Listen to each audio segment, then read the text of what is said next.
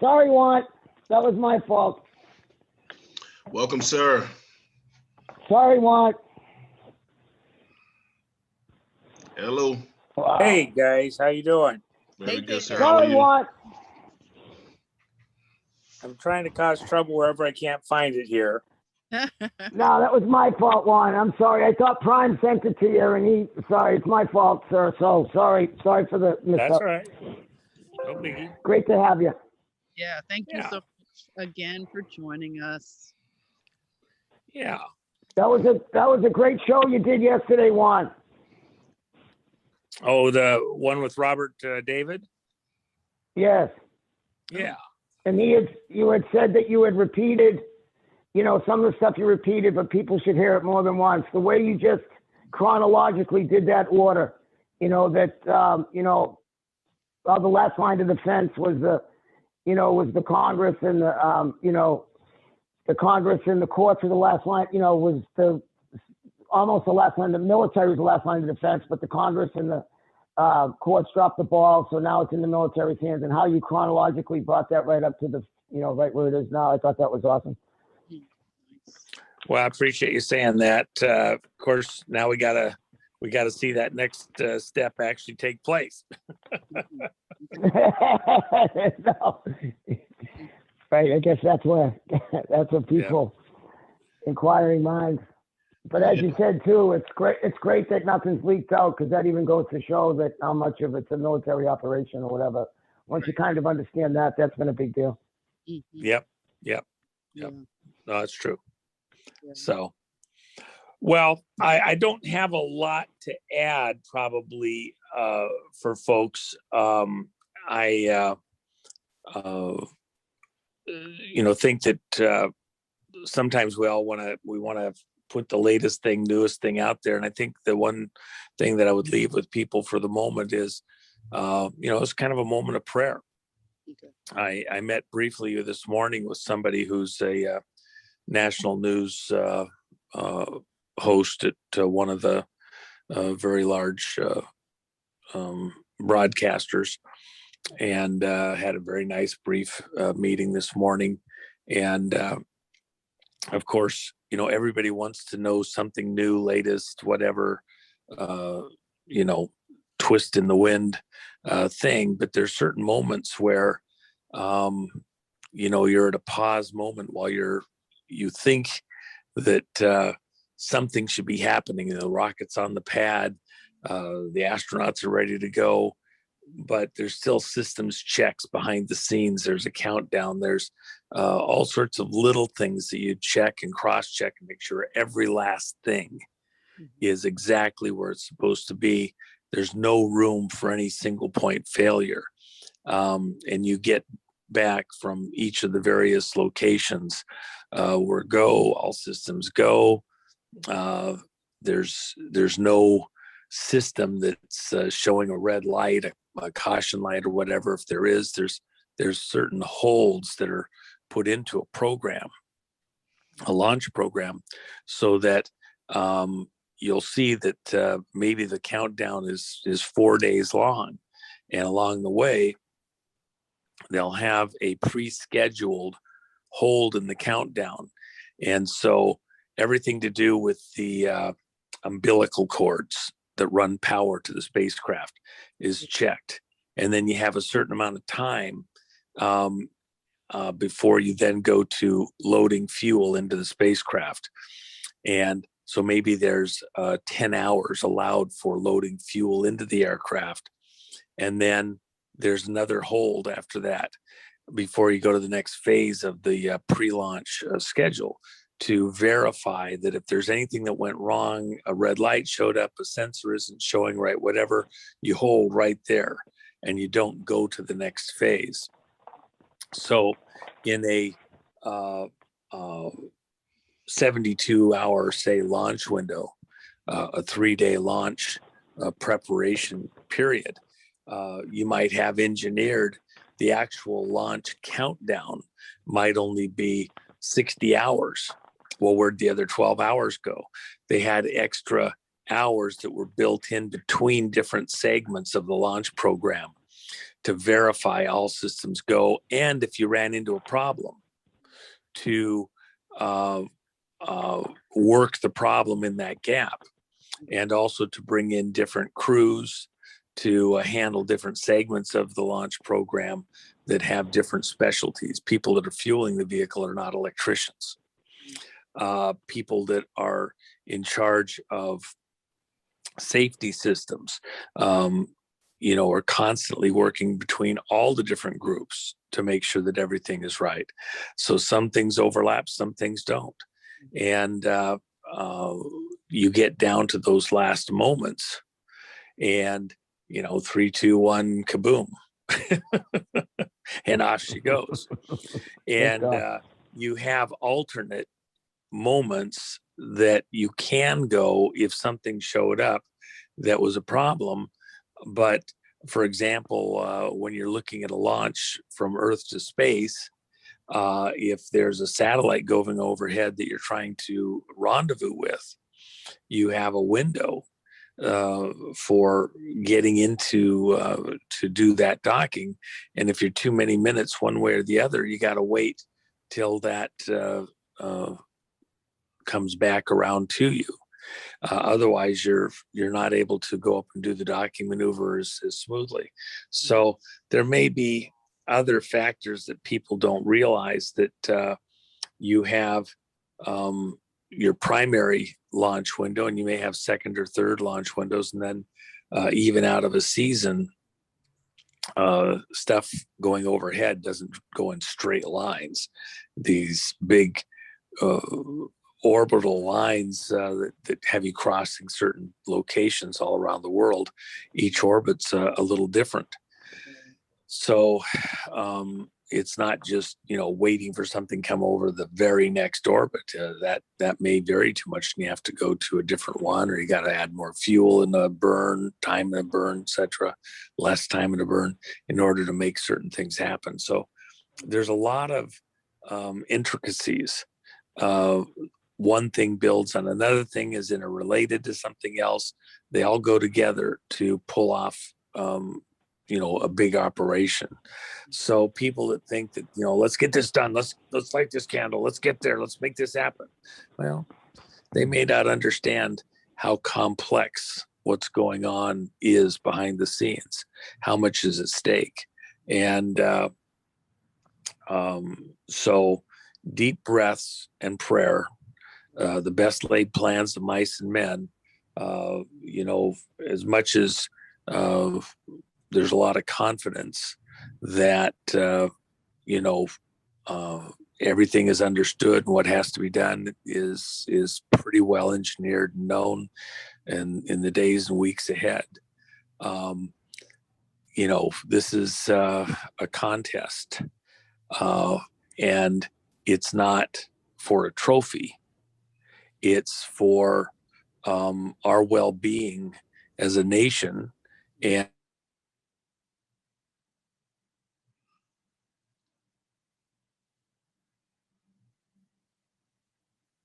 to, for any reason, be patient, hold, do something slightly different.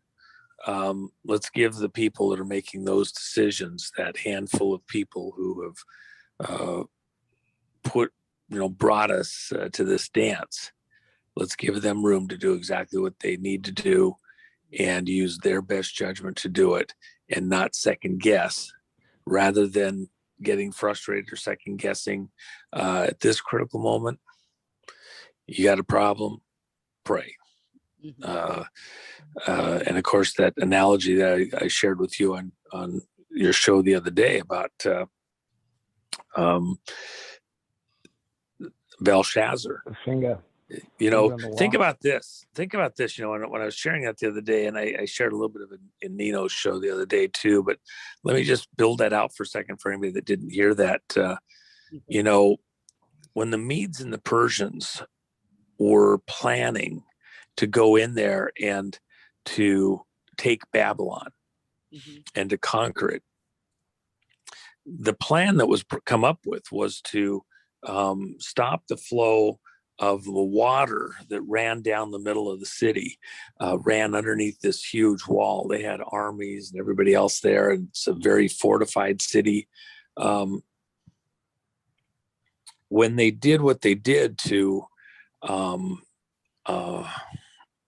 begin this military attack on Babylon, did that start the day that they went in there to take the city? No. Yeah. There was some kind of a dam process that they engineered to cut off the water supply into the city. And then were they out there working on it, just letting the water go down over weeks and months, lower and lower, and the Babylonians didn't notice? No. They had to pick the timing. It had to be precise. They wanted that water to go down while it's dark out. They probably wanted it to go down on a moonless night when you wouldn't have the moon reflecting on it to see that it was going down easily. Right. They probably wanted it to happen when there was some other distracting event that had been anticipated, some annual party, some annual New Year's Day celebration, when you know everybody's going to be half cocked and distracted with the fireworks overhead or something. So there was a lot of planning that went into the day, the event, the moment that the Medes and the Persians had scheduled for their attack. But go even further back than that. If they had a plan to somehow dam up the river, who came up with that plan? So, some guy is out on the hillside, a nice summer day. He's just laying there, watching the birds fly by, has his girlfriend up there. They're having a picnic. They're having fun, relaxing, enjoying life. They got the picnic basket out and they're lounging out there on the blankie. And all of a sudden, he's trying to figure out how they're going to, do something or other. Maybe he's, a military person or something. Maybe he's trying to figure out how to get those damn Babylonians that keep messing up the whole land or taking all their tax money so he can't sit out there in the blanket with his girlfriend or wife or whatever on a nice summer day. And he wants to be able to enjoy more of those without having to work for King Belshazzar. And so while he's up there, he notices something. He notices, hey, there's like a kind of a lake spot, but there's a fast flowing section of the stream down there. And then he says, well, gosh, you got an area over there that's flat too, but the stream goes this way instead of that way. But, if you just diverted the stream a little bit, or if you just dammed up that real narrow spot right there, you could move the waterway and that whole river wouldn't go down through Babylon. What would that be like if we cut the water supply off to Babylon? They'd just come back and turn it on. But what would it do if you cut it off for a period of time and you can't get over the wall into Babylon? You go under the wall into Babylon. Some guy was just an ordinary guy with a brain working a certain way and out lollygagging around or whatever. And all of a sudden he realizes 100 miles upstream, 50 miles upstream, 10 miles upstream, there's the perfect place to divert that river for a little while. Maybe it's only for a few hours, but it's long enough that when you block that dam down, block that river down just right, you'd have a few hour window and the water be cut off into Babylon, and they're not going to, be, non-functional over a few hours of no water, but they are going to be vulnerable. And if you brought a big enough army, you could march right into Babylon. If the right situation, they were distracted enough, there's some big party, it's not got a moon-filled night or something, the combination of everything, maybe you could take Babylon. Then he has to go back and he's looking at the engineering. He's got to sell the military commander. The military commander has to sell the engineering guys. The engineering guys have to sell the king of the Medes and the Persians that this is a good idea. This might take years in the planning. Wow. How are we going to get all the military equipment there? How are we going to get it there secretly in the middle of the night?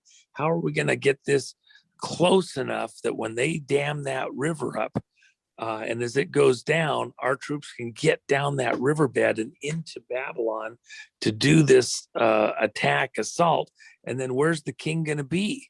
How do you know where the king's going to be? Maybe he's got girlfriends in every side of the kingdom. Do you have any spies in there that knows exactly where the king's going to be at that night? There's a big party. Where's all of his top aides at? Where's all of his top advisors at? Where's all of his military at? Well, if they're having a big celebration and everything else, it's said that Belshazzar threw a party, and the party was 1,000 of his, advisors and people from nearby kingdoms. Okay. What about all those people that were coming over to Babylon from nearby regions to party with them? You think like there's a little extra traffic on the roads, and some of the military of the Medes and the Persians came in and were even had representatives there at the party. And so that all those entourages provided the perfect cover to get a military close by, under the cover of other activities, to get close enough to be within striking distance to go in. And then the timing has to be perfect to pull this off. You got to dam up the river. You got to do it at a certain time of the day. You got to do it so that when the water starts going down, it's when it's dark and everybody's distracted. It can't go have the river go down slowly. It has to go down rapidly. It has to be, at a certain time of day, at the midnight hour or something. The river's going to be at the lowest it's going to be. You got to have all the troops within distance to be able to sneak in there and get there fast enough to get under the wall while there's still darkness, and get to the key places inside the city, which is a very large city, and to take certain key locations that have to do with communications, the armory, the certain government officials, and before the population realizes what just happened. There's a lot of coordination. And then if the Medes don't have a big enough army, and if the Persians don't have a big enough army, which side was this guy on that saw this weakness of a location where the river could be dammed? Is he on one side or the other? So diplomacy has to happen covertly to make sure everybody's going to be on your side, and that they're not going to knife you in the back and tell Belshazzar what you're up to. There's a lot of moving parts here. Right. And then when the big night comes, if you've got your own spies on the inside, you got to have people confirm for you. Yes, Belshazzar's here. Yes, nobody knows this is coming. Yes, they're definitely getting drunk. And, all the Lamborghinis are parked out front. They all brought their entourage of girlfriends and wives. So they're all dressed to the nines. The music's blaring. You can't hear a thing going on anywhere because the music's blaring so loud. You could run an army right down the riverbed in the middle of the city and nobody'd hear you coming. Yep, it's all great. Go, go, go. And the communications, by whatever means, blow the dam. Make it happen. Nice. And then even after all of that, nice. Who in the smartest guy in the room of the Medes and the Persians, even of their advisors and prophets and seers and astrologers and everybody else, apart from some dream from God himself, who of all those people could possibly have anticipated some magical act, some amazing different act? I mean, could they, if you prayed, would you pray for a meteorite to go overhead and distract everybody outside? Would you pray for, would you send fireworks for some magical ceremony to make everybody look up in the sky? Would you put something in the drink to make everybody get sick or extra drunk or something like that? What would you do to try and guarantee that something's going to happen? But beyond that, if you were praying to God in heaven or the demons or anybody for some kind of extra assistance, what would it be? An extra good dance by the ladies with 9 veils? Would it be, somebody showing off their new jet car? Is it, some event like that that's man-made or concocted, if you prayed to God himself, would you pray for huge explosions in the sky or earthquakes or something like that? Who could have ever anticipated what actually happened? And over the shoulder of Belshazzar, while they're partying like crazy, after he is sent for all of the instruments from the Holy of Holies of the Temple of God from the Jews that have been conquered, that have been safeguarded in the saves by Nebuchadnezzar, safeguarded in the storage rooms, and send for them, and then to defile them and to mock God by using them in a drunken rave at the, think about what's going on here. We have groups like Nexium and Sanctum that are pretty twisted, with all of the pornography and the sexual fantasy and stuff like that they're doing in public gatherings. And here you are in Babylon, which is the definition of a pornographic society. And what do you suppose was going on in this great feast with 1,000 officials and princes from other kingdoms, and they all show up and they're having a drunken rave?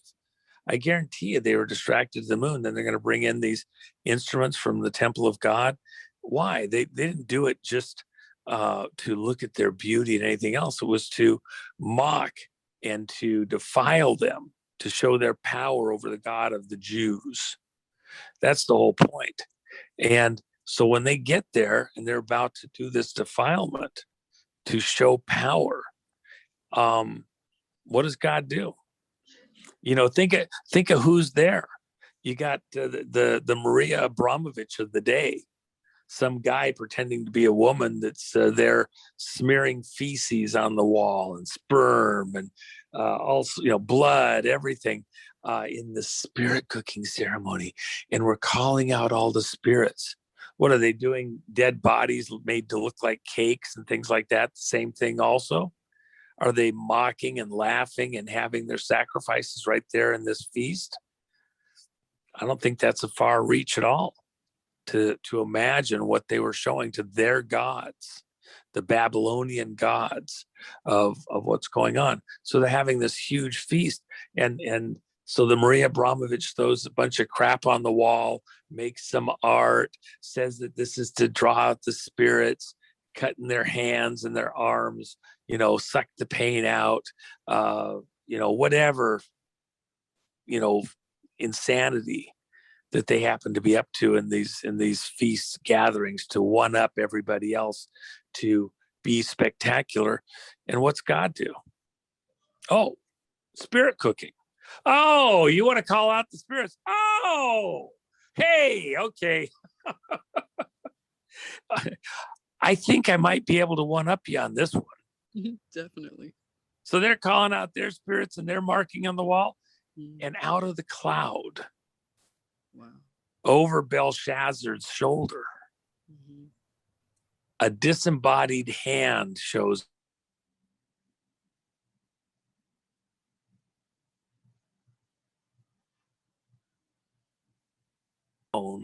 as though it's butter, and writes a few lines. And those words, they're not huge words. They're nothing super hyper complex, but nobody can read them. Nobody understands the language. All the advisors are called in, all their, spirit guides. Oh, they're right there on the other side of the room. Hey, Maria, come over here. Read this for me. What's it say? We're all fucked. That's not too far off the list. And they can't read it. Finally, the king and everybody, their knees are knocking. I mean, this wasn't a minor thing. It was fun when it was somebody else doing it, when they were in control. It was fun when the Maria is over there doing it and showing them how art is and making it all splashy and the little blood here and a little sperm there. Okay. That was all fun and games, especially if it was somebody else's blood. somebody else's life, Right. mixing it up and drinking it and having fun with their adrenochrome party, their adrenalized party there in Babylon. It was all fun when it was done at somebody else's expense. But now, when a disembodied hand of God appears out of nowhere and they don't have control over it and they don't know what it's saying, they're totally mesmerized in the moment. And the queen says, there is somebody that might be able to read this. He was an advisor to your dad, Nebuchadnezzar. Let's call for him. And of course, he's not somebody they wanted to hear. He's on the other side. They got him in the outhouse somewhere because the stuff he says, they don't like that stuff. It's kind of judgmental, and it's tells them to tone it down and behave themselves, and they don't want to hear that. So, he's not, their favorite guy to have around. But they call Daniel out, and he gets there, and what's he do? Exactly why they didn't have him around. First thing out of Daniel's mouth, you didn't want to hear me because of what happened with your dad or grandfather, Nebuchadnezzar. He learned how to respect the God in heaven. And he learned that while men may rule on the earth, they rule at the grace of God in heaven. That God determines the affairs of men ultimately. And so they can think they're in charge, but they're not actually in charge. Ultimately, God's the judge, and he can decide who rules and doesn't any day he wants to. And if you're going to mock him, God's going to mock you back. And who do you think's going to win that argument? And so Daniel then turns and looks at this wall.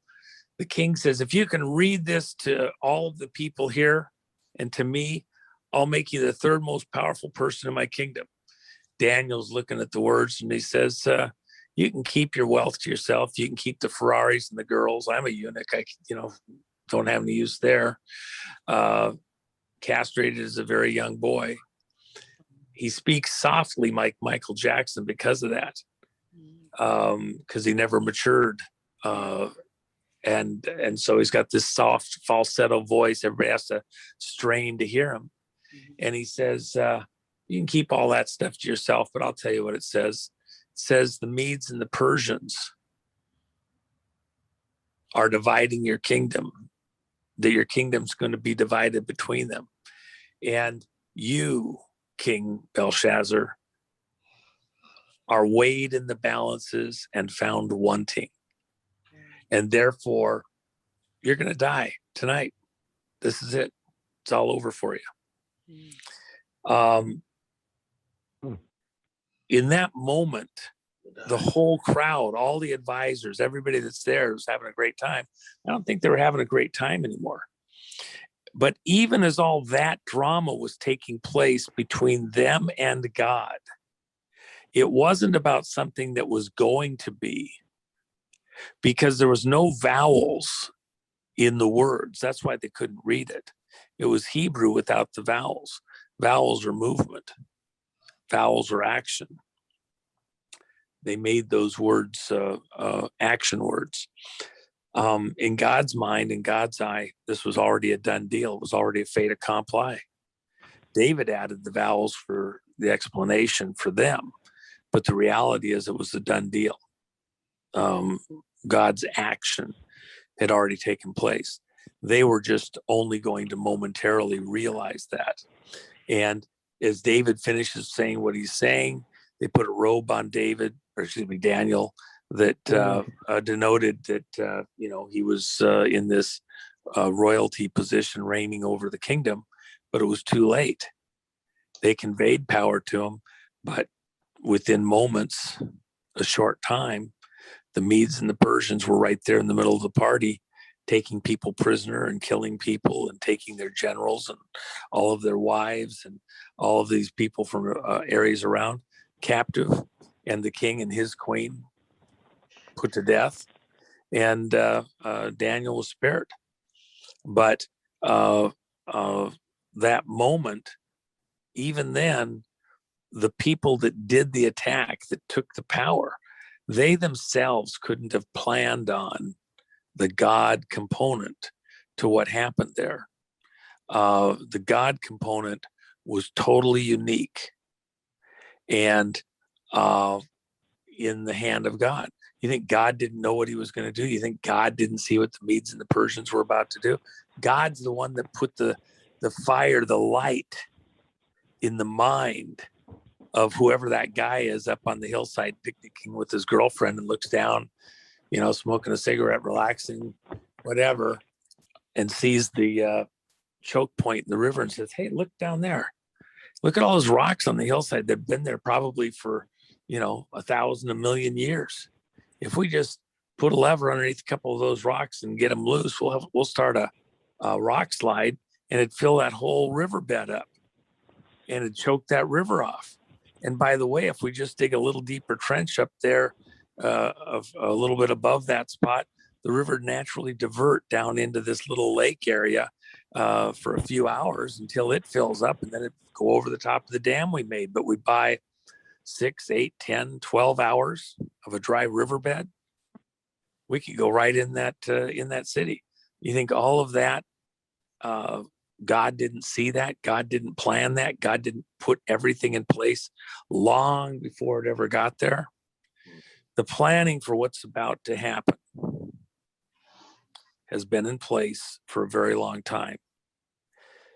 The checkpoints, the cross checks, the verifications, the verifying that everybody's on board, everybody's queued in, everybody's ready to go.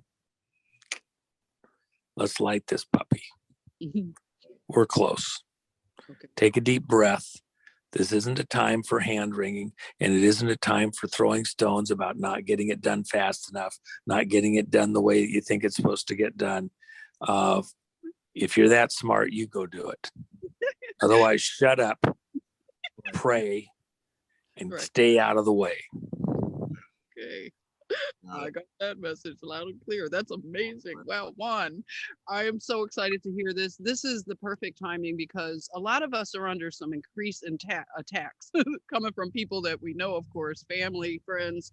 But just, being in that gap, like you were saying, that gap of, if you want to say time. And, one of the things that you're helping me personally to see is to become more in awe of God again, because I think at times we can forget. I can forget his qualities, and if he's omniscient, omnipotent, I mean, he is God. I mean, this is bigger than we can imagine. So if the humans had these plans and we heard how long this has been in the planning phase, then how would we not think God, who stands outside of time itself, would not know what's going on and work on every realm?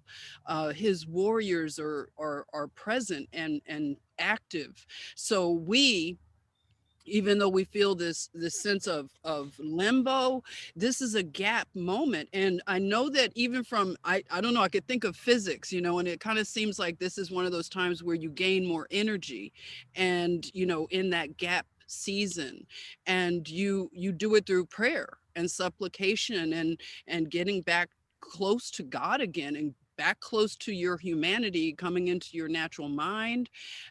So these are the times where we have to exercise the fact that we have faith in God. We understand his attributes and qualities. So why would we question that, we have this if we are on the side of God?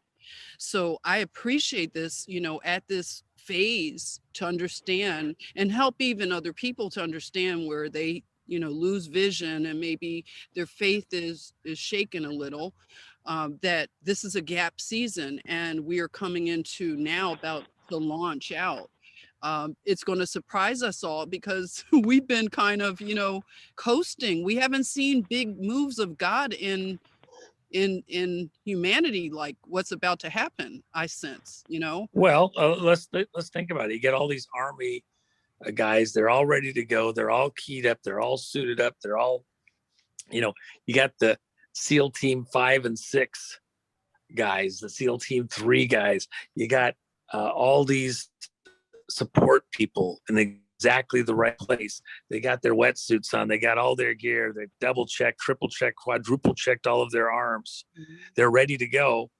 And something completely out of even their sight has to happen. They're ready to go, but you know, they're watching the water. They're watching the water. They're watching the water. That dam wasn't getting knocked down, you know, a half mile out of town. That dam that was being created, wherever that rock slide was to go in and stop up the river, that wasn't going to happen where everybody in the world knew what was about to happen.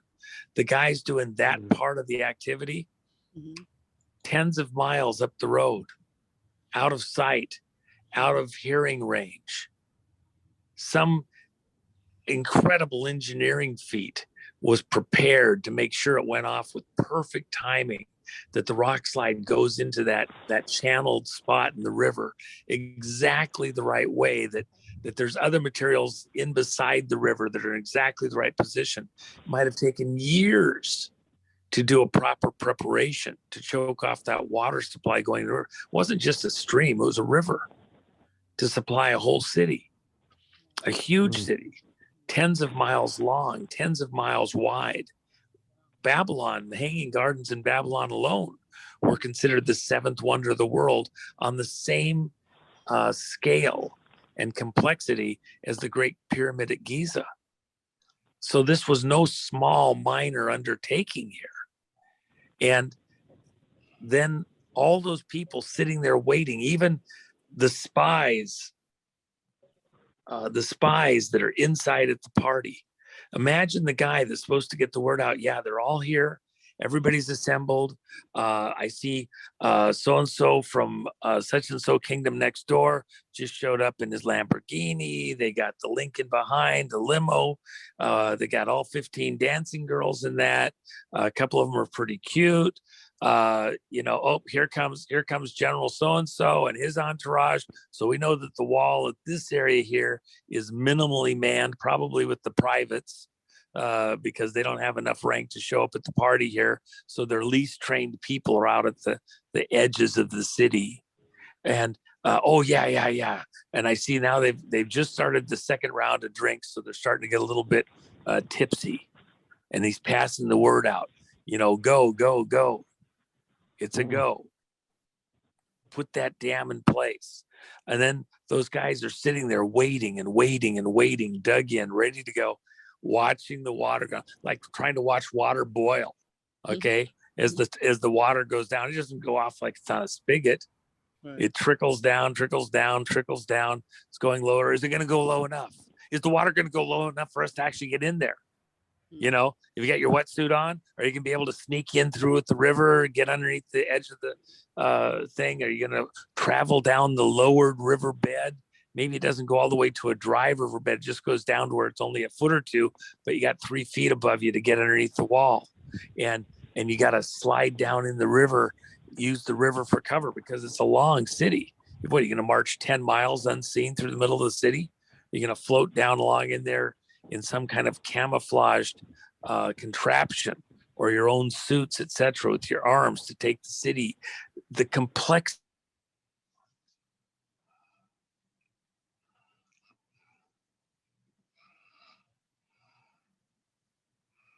the actual follow through on it. In time to come, this era, this moment that you're living through right now, people will be amazed at just how much was at stake, how much was in play, how many moving parts there were, and how intricately all of them had to be pulled off with, you know, complete, total, perfect intricacy, like a fine Swiss watch, with very little real room for error.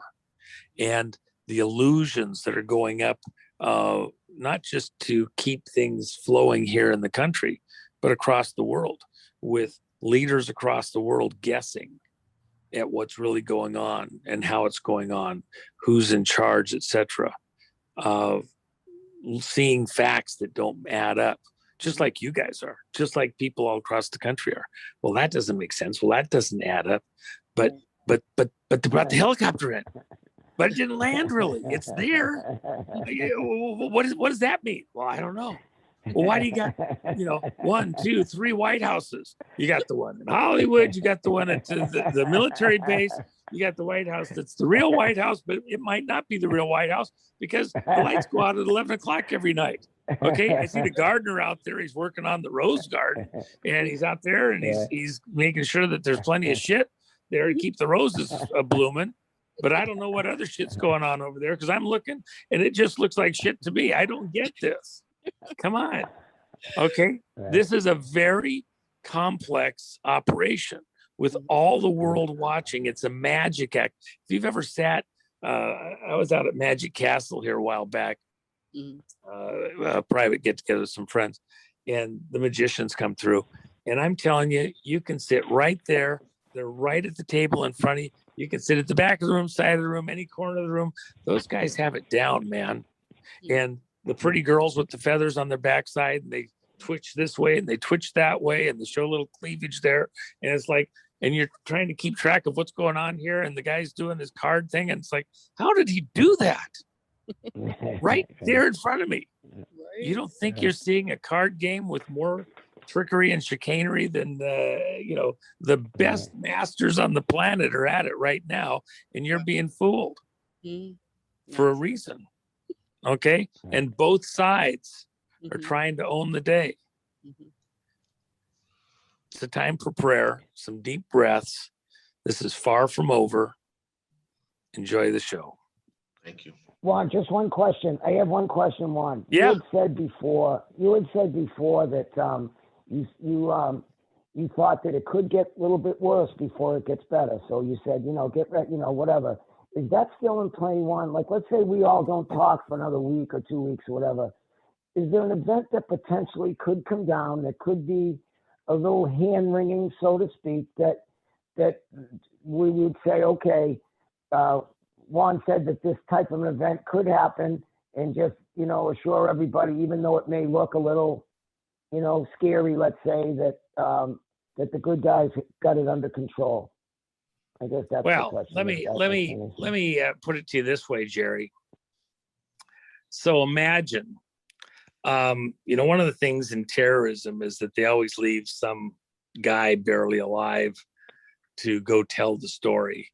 They come in and do some horrible deed to a bunch of the people, but they leave, might be 200 of them there, and 1 or 2 or 3 are left to tell the story. And so the guy shows up on the evening news and he's all blasted and powder burns and barely able to function, blood everywhere.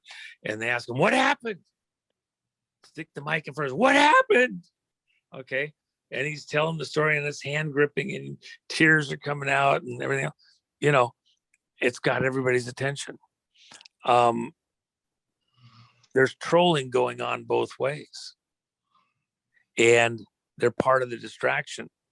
Imagine that you lived in Babylon and your kid works over at the temple, the king's house, where they're having this huge get together. Oh yeah, it's going to be incredible. My kid works there, and all the Lamborghinis show up, all the Ferraris, oh yeah, there's a Bugatti and it's really fast. And then all the girls are there.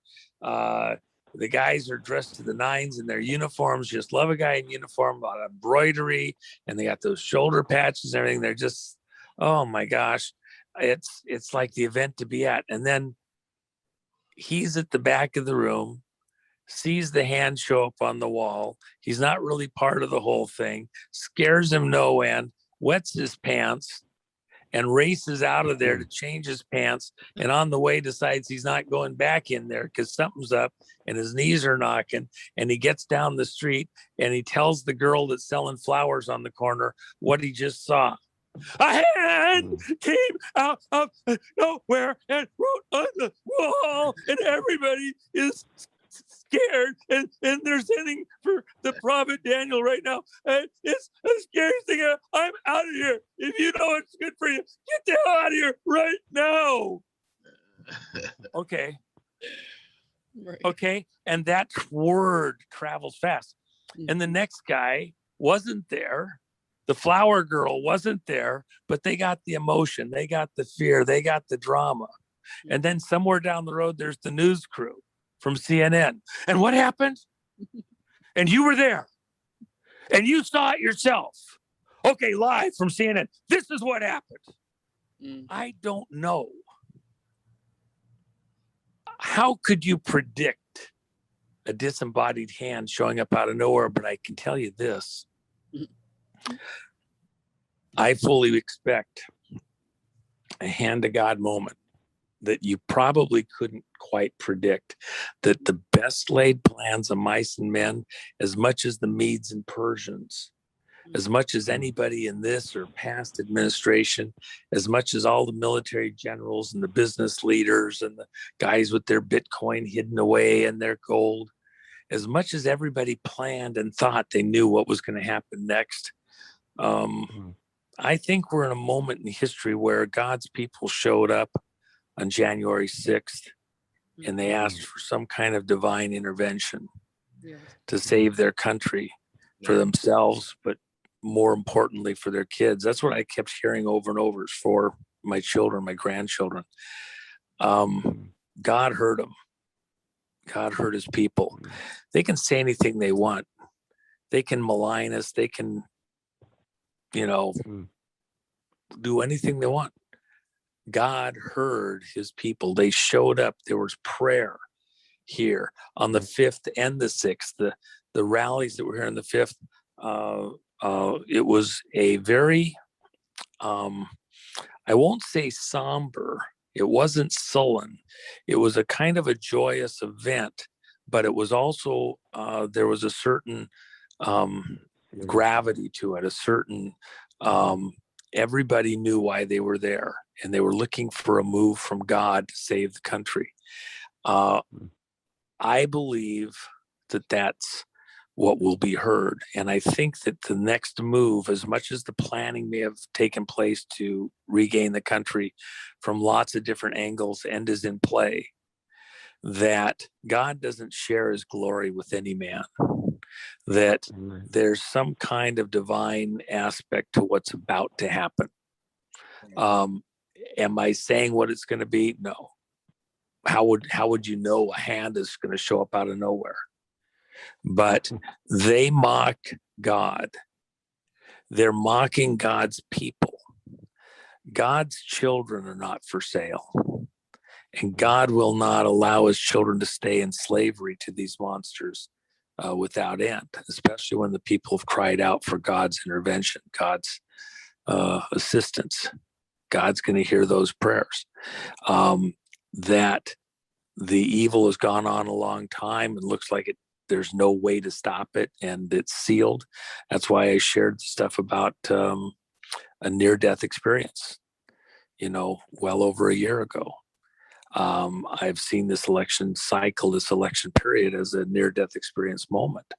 But, within the theme of dark to light, we have, we're crossing over that meridian. The spring equinox is just days away now. Every day gets lighter and lighter. And this is a moment where I think God himself doesn't want people to say the Medes beat the Babylonians, the Persians beat the Babylonians. In the telling of the story in generations afterwards, even in a scriptural standpoint, the Medes and the Persians are just a footnote to the story. Yeah. What's the thing that everybody remembers? The hand of God. Okay, so what do you think is going to be remembered about this in generations to come, about this moment in America? If we have a prayer as serious as the situation is now, do you think, apart from a hand of God moment, that we're going to get through this? Do you think that all the king's horses and all the king's men would be adequate to come up against the monsters that have America in a chokehold at this moment in time? I mean, it's been going on a long time. It's a pretty thorough chokehold they got us in. That's what you're feeling right now. That's the conversation everybody's had. I know you guys are getting, 100 messages a day from people. They're taking all the guns, they're forcing shots, the kids are going to be in school taught all this stuff, they won't believe anything anymore. They've got the this in the bottom of the Walmarts and the stadiums, that, and the space aliens are coming in, and there's octopus is going to be walking on the earth, and they're going to be choking every person, one person at a time, and it's all going to be over, and there's not going to be any more food except for Twinkies that survive if you've got them buried deep enough in the basement and it doesn't get flooded. Okay, come on, man. Right. If you think it's going to be that dire, then you better pray. Yeah. Okay, you got two choices. Go start digging deeper in your foxhole. Okay, and disconnect yourself from society, and hope there's enough room for at least one or two of the grandkids in there, and you got enough food to last the next 1,000 years. Oh yeah, definitely. Bend over deeper and kiss your ass goodbye. Right. Or pray and look for some kind of a divine action. That's why the people showed up here. Amen. And by the way, Amen. I'm just telling you, this mockery of God's people will not stand. This steal of America will not stand. And yes, there's evil here in the country. That's why I talk about these monuments to foreign gods, to occult gods. Even with this city that leverages itself over the rest of the nation. The reality is, if you have a prayer,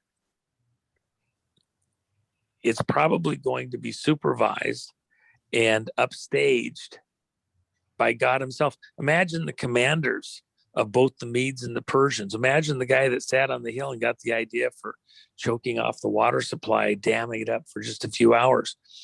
I'll bet you that guy, he had visions of glory in his mind all the way. I could be the guy responsible for conquering Babylon. Wow. Okay. I guarantee you, they're going to let me have my pick of the Ferraris and the Lamborghinis and the Bugattis and the girls. I can go over there and I get first pick of the litter. Okay. And the same with the generals, and the same with the SEAL team guys. We're going in on the river. Yeah, okay, got it. Okay, go. We're gonna win this. Okay. At the end of the day, who won it really? God orchestrated all these events. You make your plans, but then you give them over to God. Right. Okay. Right. If you're not praying right now, you don't understand what's at stake. There's 1,000 things that can go wrong. If you know 25 of them, you're a genius. Powerful. Okay, loud and clear. And we must remain nimble. That's the word that I've just been meditating on. And it's like a ballet, it's anything where you just stay in that nimble, flexible mindset, because contingencies are always a part of military strategy. So we're all being called to learn military strategy and to have them, even that focus when we do pray, we are praying like warriors. Well, the scriptures put on the full armor of God. Mm-hmm. We battle not against flesh and blood, but against principalities and powers of darkness in high places. If you think this is just against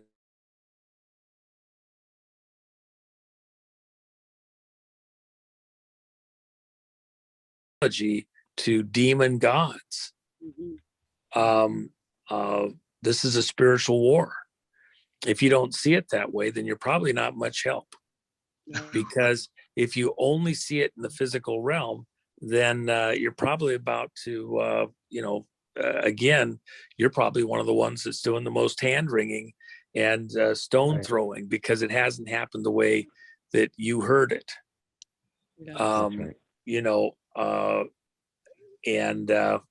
We're here, we're now. God is a here and now God. The things that are about to happen, best laid plans of mice and men. And now we see, we get God's determination. What if, something went wrong, the river didn't go down as fast as they thought? There's always things that happen. What if, one of the SEAL teams was detected on its way down and wasn't able to get to the right spot? But yet God showed up and did this overriding act that distracted the key people at the key places. Maybe the whole plan would have failed, except for the handwriting on the wall that distracted everybody in these key positions long enough for the guys to regain their place, their footing, their composure, and continue to take the battle to the other side.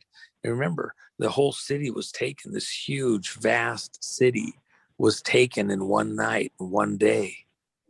There was huge battles that occurred. It wasn't like they just walked in, grabbed the keys off the wall. Okay, yeah, I take that house right over there, whatever. No. It was mayhem. It was mayhem. This was the most developed city on the planet. God himself intervened to take it over the top. If you got a bunch of people that they're all ready to go out and do all sorts of things, well, against who? Who's the real enemy in what happened here in America?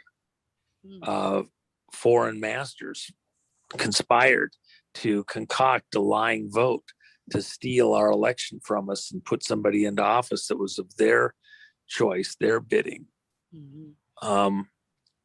with the complicity of persons who are traitors within our own ranks. The courts haven't heard any of those cases because they don't have standing for whatever reason. There's a lot that has to happen. Even as some of this stuff gets turned over and reversed, there's a lot of house cleaning to be done. We're coming into the second year of our Jubilee year. And so, yeah, you get the big stuff out, you get the big critters and monsters out at some point. Then you got to power wash the walls and ceiling off. You got to power wash the muck off the floors. We've been flooded by evil. And anybody that's ever lived in a floodplain and had to go back in and repair after that knows exactly what I'm talking about. There's huge cleanup and repair to be done to America. Some things are going to have to be replaced and rebuilt. The reindustrialization of America so that there's a future with production of jobs for the young people and a rethinking on our education system. One of the things that was going on over at Epstein Island was that he said he had a real interest in the sciences and in physics and other things. So they had people like Hawking over there and other scientists from MIT and other locations. And what did they do? They got compromised. They got honeypotted. They got blackmailed. And then out through their whole career, it wasn't just the businessmen that were getting blackmailed. It wasn't just the politicians. It was also the scientists, the university system here in America. The biggest donor in the university system outside the United States is Qatar. So all of these, you put $1 million into a university and Qatar comes in and adds another 100,000. Well, who's the one that they kiss up to? Oh, it's Qatar because that's the extra money. You were going to give yours anyway, but they asked to be a little change over here. And then we said we'd do that for the extra 100,000. And now we got a professorship, and that professorship sees things differently in a geopolitical basis. And by the way, it's not just 100,000. It's 100,000 from the Qatar people, and it's another 100,000 from the Saudis, and it's another 100,000 from Soros. And next thing you know, your university is teaching your kids things that are nightmares to you. And they're politicizing them. They're not actually teaching them. And then, by the way, the high schools and the junior high schools, all the politicians in there, they're doing the same thing. because if you want that federal money, that matching federal money to pay the higher salaries and build the bigger buildings, well, then you got to agree to do it by their standards. So they just add an extra 10, 15, 20%. Oh, well, wait a minute, it's our money. Yeah, it's your tax money. But it all goes to Washington, goes through the filter of centralized federal government, and then it comes back to you with a little left over to sweeten the pot at the state level. We're being leveraged by these huge players that have interests that aren't, fly over America's interests. Yeah, you didn't raise your kids to be this way. You didn't raise them to think the way that they're being taught in the universities. They go off to school, nice, bright-eyed, fun kid, and they come back a contemptuous, jaded, pissed off personality. And by the way, they can't find a job that does anything of what they got taught because, they got politicized. Right. They went to a red camp and just got politicized, but they didn't learn a skill. They didn't learn how to build anything. They learned how to tear stuff apart, ship it off. They learned how to do red tape and regulation and the greening of America. Yeah.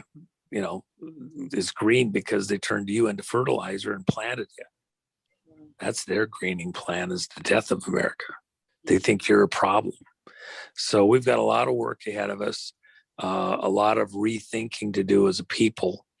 But there's some things that have to happen first. And we have another year of fallow country, but this is the year where we get things steam cleaned, fresh, pristine, and then we invite the Spirit of God back in, and we start rethinking how we're doing it. And that's your audience. All these other audiences that are just hand-wringing, looking at the minutia of the details, the mechanics of government, the players, etc. They're not thinking of the spiritual side that much. And the reality, just like the conversation I had with the person this morning, a name everybody in your audience would know instantly. Our conversation was about the God component, the Esther moment, the flip, and this instant where God makes his presence known. He was there the whole time, but you didn't see him. And now he's about to show up. You think God wasn't present at all the partying and the spirit cooking and all of the evil that was going on in the room that brought him to the point where suddenly, out of the midst of the cloud, he was there the whole time. He lets his disembodied hand show up. The rest of him was there. Right.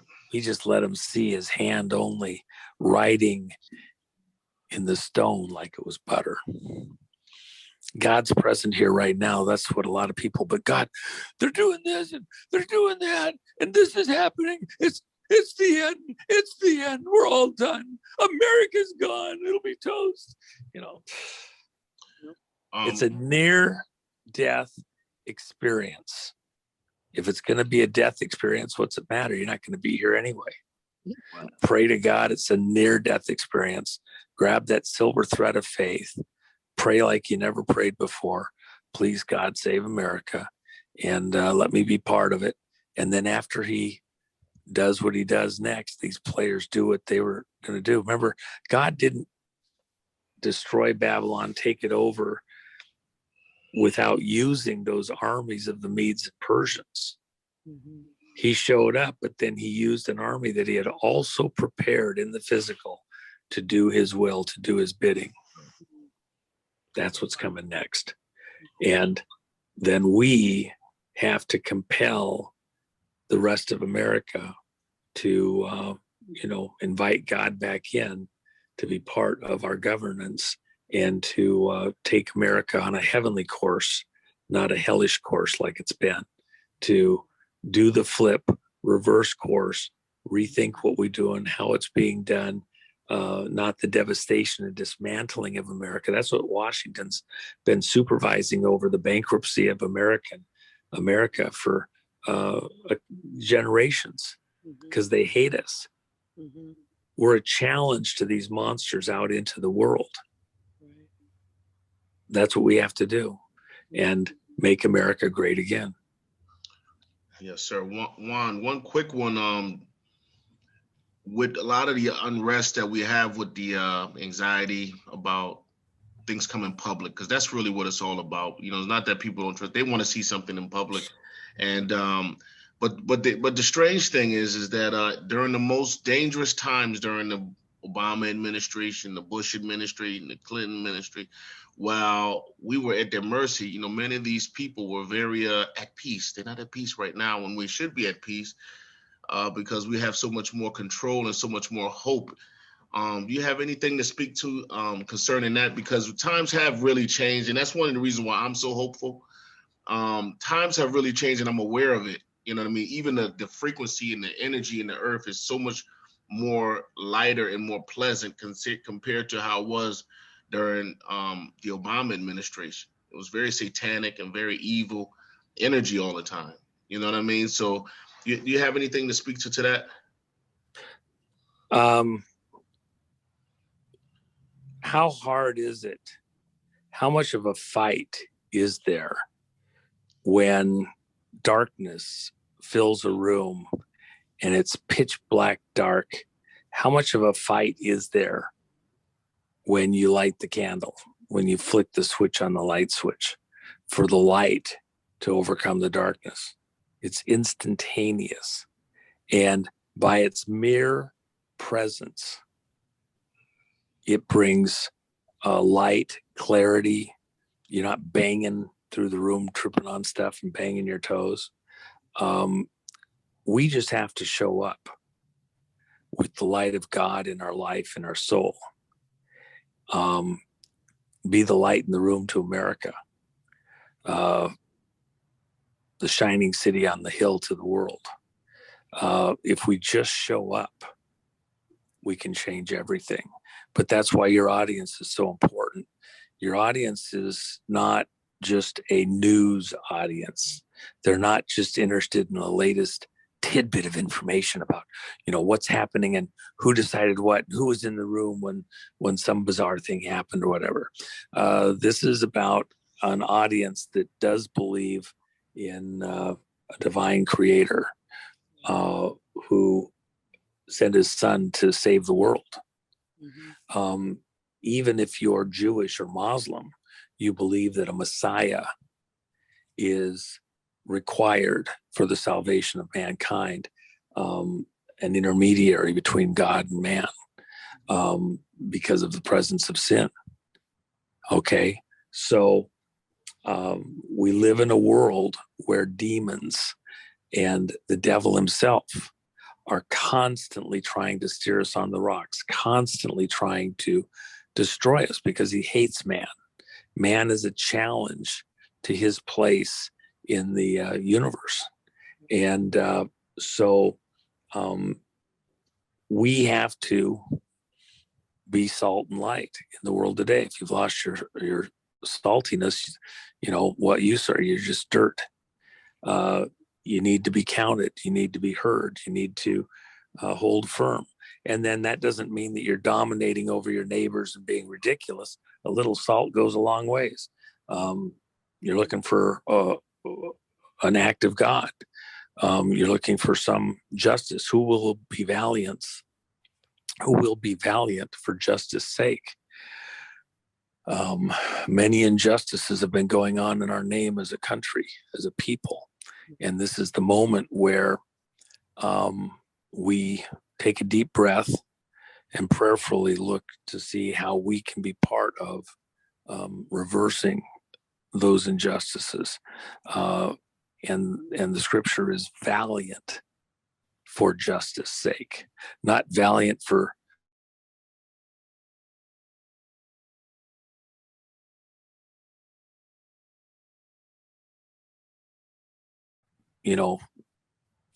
justice for justice sake, valiant for justice sake, just because it's the right thing to do. A lot of things are going on that just flat aren't the right thing to do in our name, with our tax money, with our life energy. That money you get from your check every week from wherever it is represents your life energy, moments out of time that you can't buy back or replace. They're gone. Once used, every day they're gone. And you're trading your life energy to do the will of God, or you're trading your life energy to do the will of demons, devils, monsters. We reclaim the right to see our life energies go to good purposes, to build things, to make things, to create a future for our children and grandchildren, and to go out and help the rest of the world. Not to be our brother's keeper, but to be our brother's brother. And that's this moment that we're in. That's this moment that you guys, your audience, are so key, so critical to.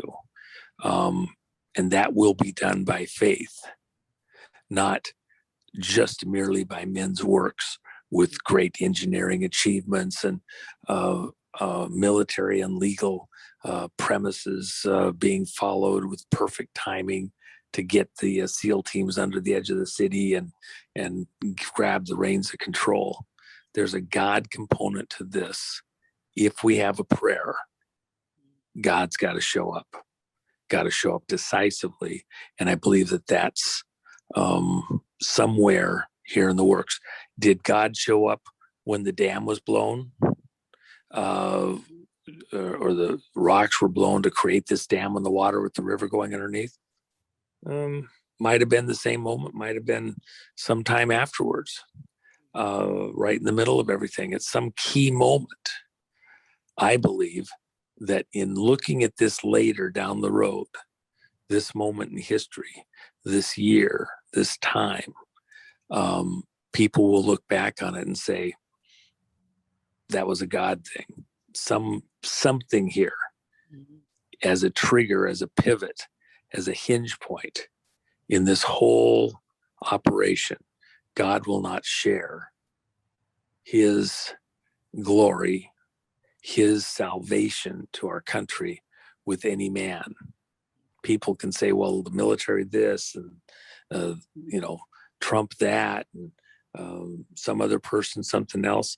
But at the end of the day, all of those things, we might not even think of them primarily. And if we do, we might do an injustice in a different way.